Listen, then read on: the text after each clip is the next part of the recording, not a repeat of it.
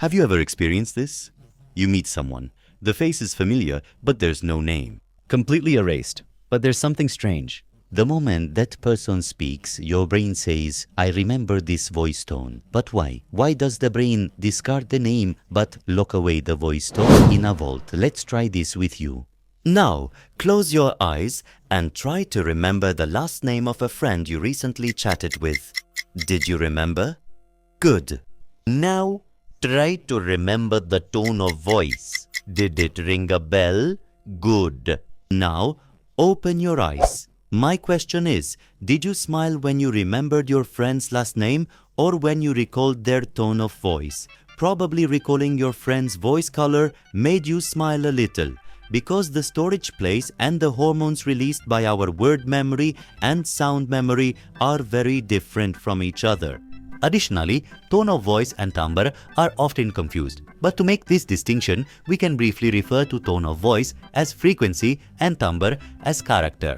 What imprints on our name memory is the tone of voice. In addition to this information, why do we feel uncomfortable and say, "Is this really me?" when we hear our own voice on a recording?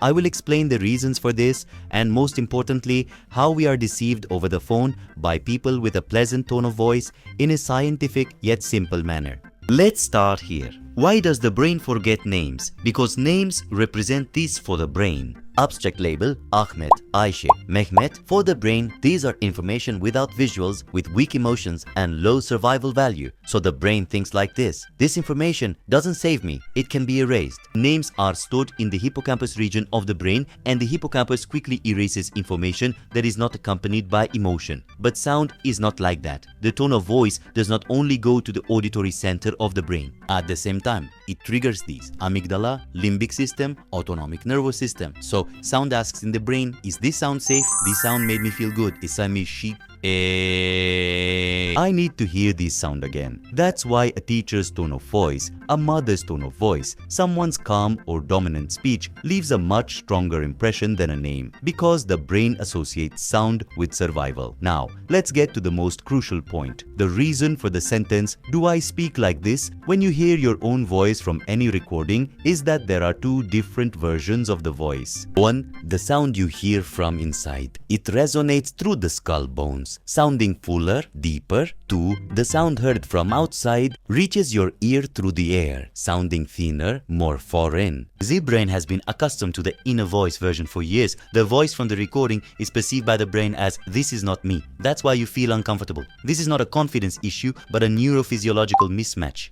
Now, bring your hand to your ear and say "hello" into your palm. You just heard the tone of voice that reaches your ear through the air. This tone, which sounds unfamiliar to you, is the voice tone that other people recognize you by.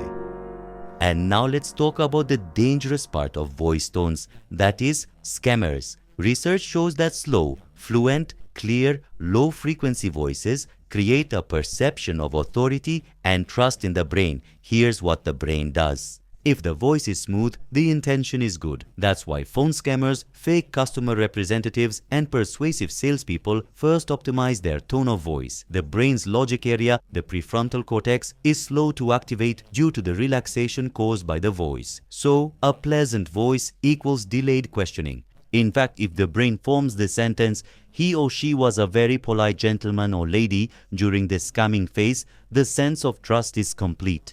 We will have a video soon that will delve into the topic of scamming, but let's briefly list what we can do to avoid being scammed by people with a pleasant voice tone. What deceives the brain is the emotional impact of the voice. Therefore, in the solution, the emotion must be broken. The scientific protection methods are as follows. 1. Especially in a call from an unknown number, do not be the first to speak. Let them introduce themselves, and at this stage, especially avoid using the word yes. Because unfortunately, one yes is enough for malicious people to create voice montages. 2. Let's say you're talking and still suspect they might be a scammer. At that moment, make this offer to the other party. "Could you repeat what you said? I'm taking notes." As soon as the other party hears this sentence, it will cause this confusion in their mind. The person I'm trying to scam is putting the information in writing. Therefore, it will be much harder to influence them emotionally.